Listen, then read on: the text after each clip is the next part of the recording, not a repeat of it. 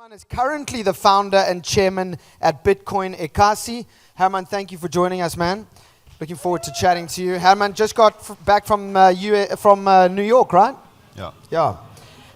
He has set up an incredible Bitcoin economy just outside of Mossel Bay.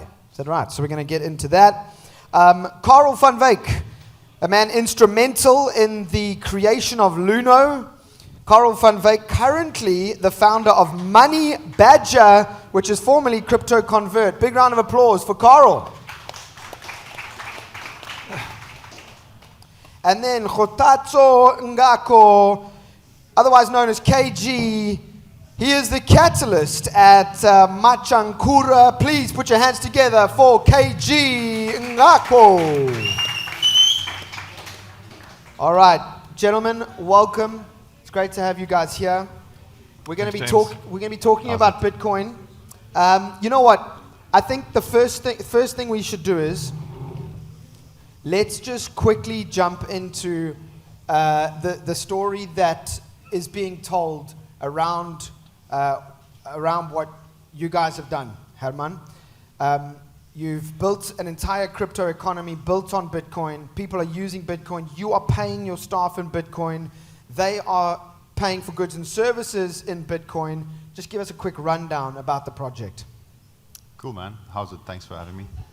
Yeah, we've got a youth empowerment program based in Mossel Bay. It's been operating for more than a decade. And in 2021, we moved from paying salaries in fiat to paying it in Bitcoin. So we've got about 16 people that work for the organization. We pay 100% of salaries in Bitcoin. All the staff are recruited from the same township where we get the kids from. And we've onboarded spaza shops in the township to accept Bitcoin as payment. And it's been 3 years. And I'd say there's, together with the shop owners, the staff, the kids in the program, and several other adjacent programs that we run, there's probably between about 100 and 150 people that operate on Bitcoin on a daily basis. Yeah, it's incredible. So I can't wait to dive into a bit more about what it is you guys are doing. But Carel, what I want to ask yourself and KG quickly, just by way of introduction, and I know this is a question that makes a lot of people who don't like the limelight cringe, so please, I want you to push past that. What qualifies you to talk about Bitcoin payments in Africa? Why have you been invited to talk on this panel today, Carel? Because I'm definitely a Bitcoin convert. I'm what they call a Bitcoin maxi, and we have very heated debates with other people in the crypto ecosystem. But I've been one for many years, since at least 2011. I've built stuff in the space. I've built infrastructure. I've built on-ramps and off-ramps.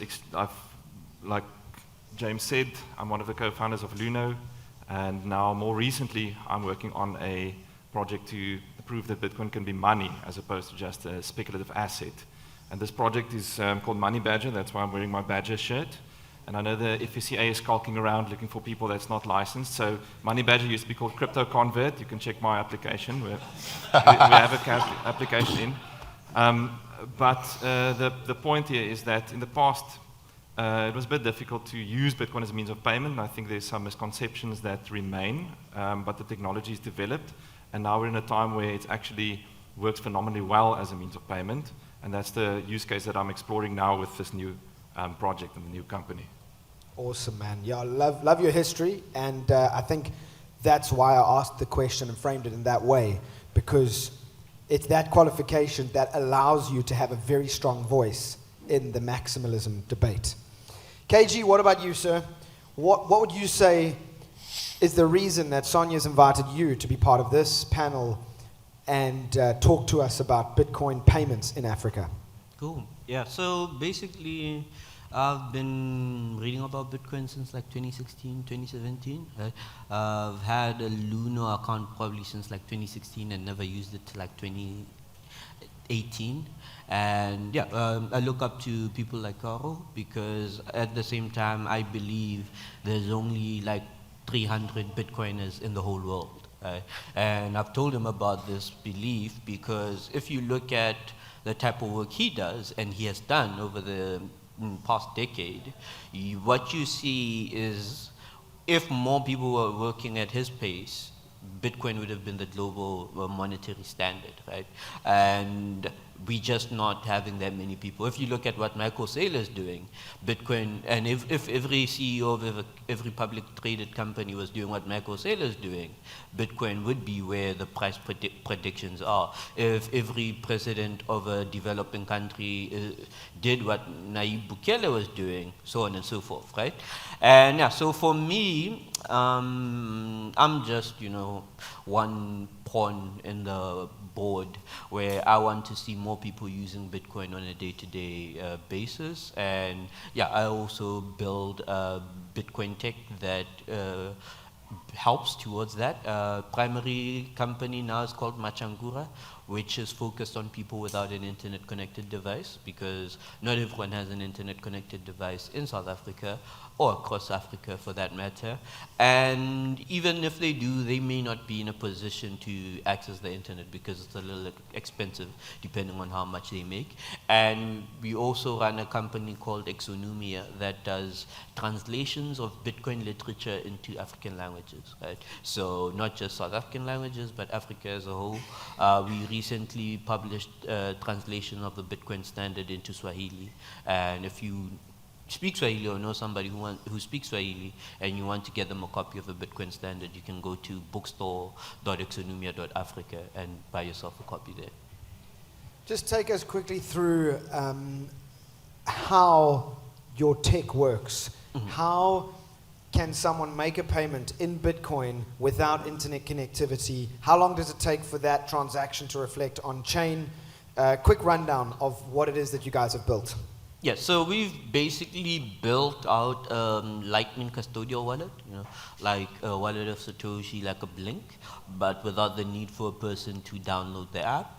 So what happens is the person would dial a USSD code, *134*7714 hash, and then their telecom would forward their request to us, and we'd know, okay, this is an MTN user on this number, and they want to access their account. Show them the menu, they select an option in the menu, maybe view balance, and then we respond with their balance and then show them a sub-menu for their balance, so on and so forth. So we basically are a text interface, also could be seen as a chatbot to a custodial Lightning wallet, right? Like a wallet of Satoshi or whatever else. And primarily Lightning, so we don't focus on on-chain that much because it's also expensive, and if for the type of users we are targeting, we wouldn't want to do too many on-chain transactions, since on-chain transactions are very expensive at times. And we focus on Lightning, and we have integrations with companies like CryptoConvert for electricity, and sometimes some pick and pay stuff. But most of the pick and pay stuff we do with Bitrefill, and yeah. Amazing. I mean, that's revolutionary for Africa because of how little there is in terms of internet connectivity. Everyone has a cell phone, but it may not be a smartphone, and to be able to connect to the Bitcoin blockchain via USSD is groundbreaking. So, yeah, kudos, man. But now, what about Bitcoin as money? This is a really interesting debate because there's a cart before the horse stuff at the moment. You spoke about El Salvador, what you're doing in terms of your staff and an entire economy in just outside of Mossel Bay. Is it a case of we needed Bitcoin to be a store of value first, or should it be from the ground up we're using it as a form of exchange? Because the reality is, if you look at something like the US dollar, a lot of governments, a lot of institutions will flood back into the dollar when things are risky and things are looking tumultuous out there. They go back into the dollar, right? But why? Because it's a strength, it's a strong currency. We want Bitcoin to be the same thing, where it's not a risk asset, it's actually a safe haven. That's where we want it to get to. How do we get to that place Is it microeconomy adoption first? Is it nation state adoption first? What should we be pushing? What is the narrative? Obviously, I know where you stand, Hermann, but some comment into that in terms of what comes first. I mean, I think basically just what comes first is to solve the problems you see. If you see a problem, you try and solve it. I don't really think it should be looking at what you should be doing. You just should be solving problems. For me, Bitcoin has always been a medium of exchange. We've been using it to run our business.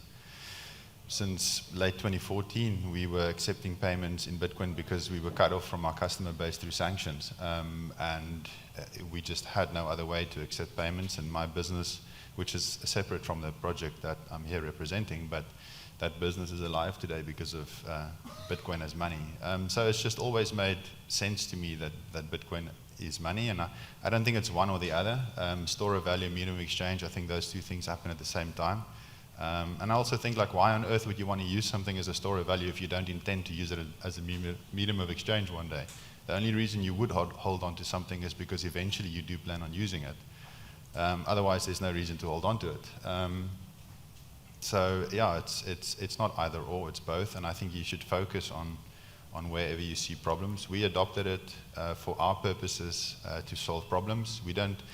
I didn't necessarily go and push Bitcoin onto our staff because I wanted to just push adoption. It was to solve problems. I mean, many of them are unbanked.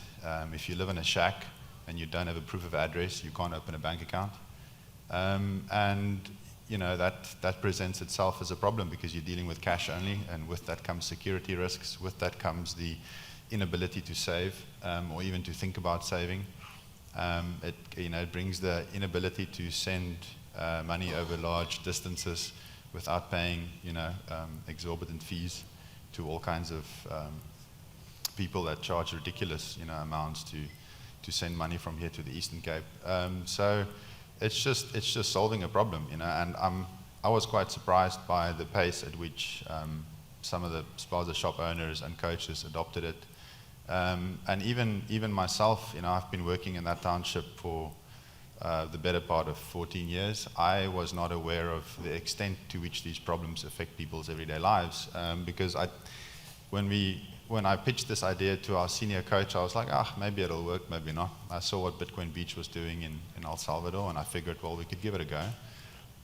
But the response was very enthusiastic, and not because they necessarily cared about Bitcoin. I mean, they, for the most part, couldn't care less about it. It just solves an immediate problem. Like, hey, here's a bank account, and it doesn't cost me, 100 Rand a month to maintain this bank account. I only pay when I transact. And if I want to just leave the money there, I can leave it there, and there's no stupid fees coming off the account every month. And it allows me to chop and change between different wallets without having to go through a mountain of paperwork, which I probably can't do because I haven't got the paperwork to begin with. So it's just a whole bunch of problems, one after the other, that is solved by an open, permissionless network with very, very low transaction fees and instant settlement. Carel, what about you? Any comments on my comment and question? Yeah, James. So I think we kind of get in this like false dichotomous situation where there's these debates around store of value versus medium of exchange, grassroots versus institutional adoption, maybe even nation level as in El Salvador. But I don't want to go there. But I think this whole chicken and egg kind of view is not that useful, because one of Bitcoin's biggest strengths, of course, is that it's very easy to become a chicken farmer, right? All you do is you download some code from GitHub and you can start, whatever your problem is, you can start trying to solve it with this technology. So we've got people in various places in the world, different stations in life, like Hermann. He solved the problem on a very grassroots level, and then for me, it was an opportunity at a higher level with like a large retailer to solve a problem for them. But it's the same technology, it's the same network, and wherever we are, we can solve that problem. And then at the end of the day, because you've got this massive network effect of the single network, all of these things start connecting together and supporting each other. So you've got this thing that it's very much organic, but at the same time, it's happening all over, at all levels, all over the world. So I think it's really like it's the chicken and the egg, but please become a chicken farmer, get involved, and play with the technology, get your hands dirty. Do what you can where you are. That's a fantastic analogy. I really love that. KG, any comments from you? Oh yeah, I fully agree with Carel on this one, because one thing, with what Bitcoin Ekasi does, they basically will test whatever you build. Right? They have a community of people of all ages and all education levels that want to use whatever tool you build for them. Right?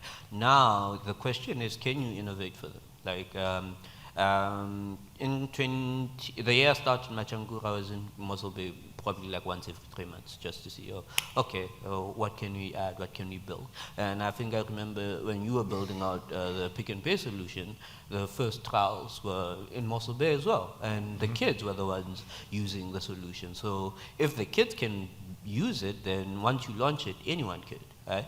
And now for me, I think it's just the thing of, should we be seeing more people building stuff in the space? The technology has improved. Bitcoin payments are no longer slow. It's not 7 transactions per second. There's Lightning, and what are people doing with that? Right?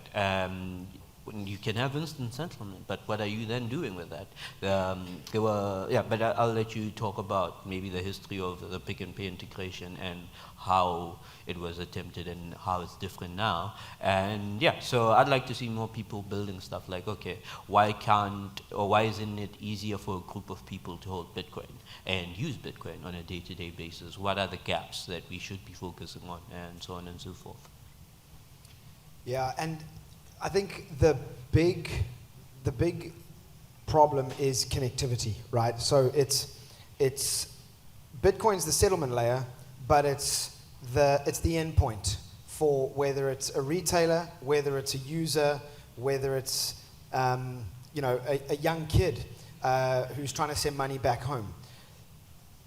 What are some of the advantages of Bitcoin as the payment layer, as the currency? Because the one thing that I see about Bitcoin is that there are so many different ways to connect to the chain, whether it's via USSD, whether it's via Lightning, your own wallet. There's so many different wallets. What are some of the other advantages for leveraging Bitcoin as the payments layer for a continent like Africa, where there are so many different income groups? We'll start with you again, Hermann. I think the best way to answer that is to quickly describe to you a real-world example that we've built and been using for the last 2 years. So just to give you a quick idea, with one of the youth empowerment programs that we have, we've got a surfing program. Kids come down to the beach 5 days a week. They surf 5 days a week from Tuesday to Saturday, and we try to encourage regular attendance. So we'll take attendance for the kids and we'll reward them if they attend above a certain threshold. It's a really hard skill to learn, and we try and push them as far as possible in order to teach them that difficult skill, so that they, one day can lift themselves up and grab any opportunity that they get. But the way that we encourage them, and we've never been able to do this before, the way we're doing it now is we effectively built our own bank. So we've got NFC cards that are linked to Allenbit's wallets. This is all running on the Lightning Network, and we give these cards to the kids. The cards are dirt cheap. It's like a couple of dollars per card, less even. You order them in batches. We built the entire system ourselves. It runs on hardware that we control, and we'll give the kids like, 100 Rand worth of sats per month if they attend above a certain threshold. They can then choose to save that or spend that. It's up to them. We see that some of them save it, some of them spend it. Some of them buy stupid stuff, some of them buy groceries for the house. And it's effectively a bank account. So what we've done is we've banked like 40 kids within a matter of weeks, and we could build the entire thing ourselves. And that would have been completely impossible to do with any sort of fiat-based system. You wouldn't want to do that with cash. It would be a massive risk, obviously. You couldn't do that with banking. How are you going to open bank accounts for 40 kids from the township who don't have addresses? It's just impossible. But so now we have this sort of banking system for these kids, and they use it as real money. They spend this at the spaza shops. Any spaza shop can accept payments with these cards as long as they've got an NFC capable phone, which is sometimes quite a high-end phone, but you can buy cheaper devices and then plug the NFC reader into that. And so it's like this little micro banking community, and it's great because you're encouraging kids to work harder, to attend more regularly, and it's literally only possible to have done that because of this permissionless open network. Carel. Yeah, I think it's quite a broad question, and if I had to answer what's the pros and cons on a general level, it'd be quite difficult because at the end of the day, Bitcoin is something that solves specific problems for specific people with their own niche.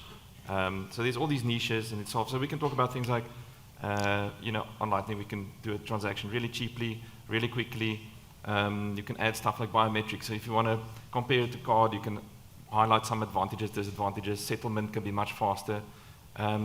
So we can talk for an hour about all these specific use cases. But I think, for me, just as an engineer that likes to play with cool tech, something that's really cool is that because of something like instantaneous settlement, we can now innovate and build some interesting products. Like, for example, let's say you build a credit card, a debit card that's backed by Bitcoin, but that Bitcoin's in your own self-custody wallet. You can be your own bank.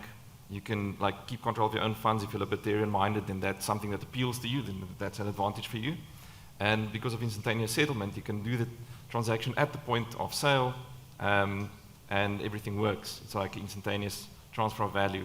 And I think maybe that's, to me, the biggest advantage is that with the internet, we had this network where we could do instantaneous transfer of information. And with Bitcoin, I mean, okay, maybe it's not exclusive to Bitcoin, but we can at least now with that as the first example of the technology, we can do instantaneous transfer of value. To me, that's a major advantage. One advantage is also just okay, even if you want Bitcoin as an investment, you can accept it as a payment. You will receive settlement in Bitcoin. That's a way to, if you want to accept Bitcoin payments, you can use that as a means to increase your stack or stash or whatever. But yeah, that instantaneous transfer of value, to me, that's the main advantage. Love it. KG?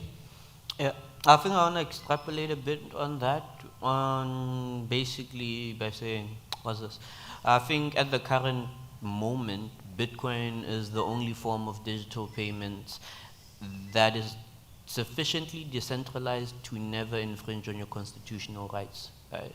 So every other form of digital payments, whether it's the US dollar, the stable coin, whatever else, has somebody else with the authority to take that away from you. Right? And Bitcoin allows you to self-custody it, and you can almost do the very same things you would self-custodially, even through, as you would do through a custodial service, right? And that's what I think makes Bitcoin beautiful. Right? And well, even as South Africans, with the history that we've had, it's one thing to remember that, okay, the Constitution is there for specific reasons, and it would be great to have a form of money that maintains our constitutional rights. And internationally today, with what's happening in the Middle East with Israel, Palestine, Lebanon, and all Iran as well, if you cannot have full control of your money, somebody else is going to make you a slave, right? And genocide you, depending on how much bombs they can get supplied to them. And yeah, so that's why I think Bitcoin is quite important. That's such a big line, what you just said right there. Bitcoin is the only sufficiently decentralized money that does not infringe on your, or is sufficiently decentralized enough to not infringe on your constitutional rights. That was huge, man. Thank you. All right, guys, unfortunately, we're out of time. I'm getting roasted here from my timekeeper on the WhatsApp.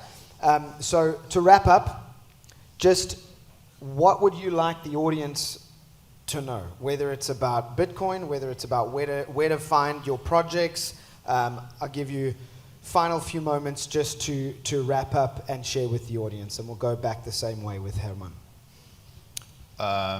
Yeah, I mean, I'll be around today. So if you want to chat, please feel free to come up and You know, I think one thing that's worth saying is that there are reasons for sticking to Bitcoin only and not crypto that don't fall within the traditional maximalism window, and I think there's some interesting things to discuss there that we don't have time for on this panel. And a second thing I would say is that Lightning is really quite interesting. So if you want a Lightning wallet and you would like some sats, please come up to me. I'll help you download, install the Lightning wallet, and give you enough to go buy a Coca-Cola at Pick n Pay, thanks to what Carel has built. And that real-world, instant, immediate use case, it's one of the biggest light bulb moments I've seen in people. It's, you know, it makes it real. It's not some pie-in-the-sky promise that can happen next year or the year after that. It's happening right now, and it has been happening for several years. So please come up and chat if you feel inclined to do so. Cool, yeah. So without trying to be like egotistical, like how many people here have actually spent Bitcoin at Pick n Pay? Only a few. So if there's one thing that I like to convey about my project is that it's really fucking cool. Go to Pick n Pay, get a Lightning wallet or Luno. Luno works directly. You can scan with Luno. Valor, you can scan directly with Valor. Try it out. Use it. In fact, like, send me your till slip via WhatsApp or email. I'll send you a free T-shirt because I want everybody to know how fucking cool it is. It's faster than tap to pay. It feels like magic when you do it because you're like, Bitcoin's always been this magic internet money, but when you actually pay for it and the till slip prints out, you realize it's actually really real. It's really money. So just that experience is like super valuable. Everybody that's done it, the few people that put their hands up will know. It's actually super cool. And yeah, please go try it out. KG, what about you, man? Oh yeah, man. So yeah, I'll also be here chilling with these guys most of the day. And yeah, if you're going to Pick n Pay, I'll tag along to take a video, and yeah, we'll post that. And basically, yeah, I'm on Twitter as Machankura 833, Nostra as well. And yeah, I think we are very fortunate in South Africa because the Bitcoin adoption is where it is, and it's quite far ahead from most other countries, right? For the things we can do in South Africa, Tether had to be involved in like a Lugano. Like the city of Lugano had to be involved to get the type of adoption we have here. And it's just guys like Carel and Hermann and me who are doing most of the work. And I cannot even imagine what this would look like 10 years from now. Right? And yeah, I'm just looking forward to that. And hopefully everyone here will have already spent their Bitcoin 10 years ago at that point. So yeah. Amazing. Well, gentlemen, thank you so much. Really appreciate your time. Thank you for being here today. And also, I just want to honor these guys real quick because we spoke before. Obviously, all the panelists and all the speakers have to have a run through of what's going down. And I think you all would have noticed here today that there was no debating other chains. There was no diving into the big Bitcoin maxi dialogue, which a lot of people have come across on Twitter. But if you see in real life what these guys are, this is kind of the biggest advertisement for what they're doing and the tech that they're using, because they're genuine, they're real, and they're respectful. And just shout out to you guys, man. Like, this was an incredible panel from guys that are building real Bitcoin tech that is changing people's lives. Please, big round of applause for the panel here today. Thank you so much.